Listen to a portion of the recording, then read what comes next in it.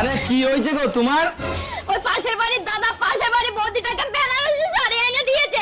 ওই বেনারসি শাড়িটি যদি তুমি আমাকে না কিনে এনে দিয়েছো না, তাহলে ওই বৌদির সামনে কিন্তু আমি লজ্জায় মুখ দেখাতে পারবো না। আরে দাইতি কাঁদার কি আছে, আমি তোমাকে এক্ষুনি এনে দিয়েছি, তুমি 5 মিনিট দাঁড়াও। কই গো, এই দেখো তোমার জন্য বেনারসি শাড়ি নিয়ে আইছি।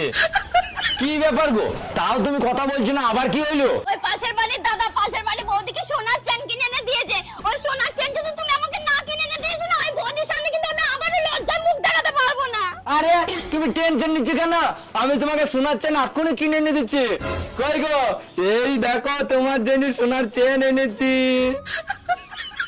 কি হইলো গো, কথা বলছো না কেন, কি হয়েছে? ওই পাশের বাড়ির দাদা পাশের বাড়ির বৌদিকে স্কুটি কিনে দিয়েছে। ওই স্কুটি যদি তুমি আমাকে না কিনে এনে দিয়েছো না, তাহলে ওই বৌদির সামনে কিন্তু আবার আমি লজ্জায় মুখ দেখাতে পারবো না। আরে এটা তুমি টেনশন নিচ্ছ কেন, আমি এক্ষুনি তোমাকে স্কুটি কিনে এনে দিচ্ছি।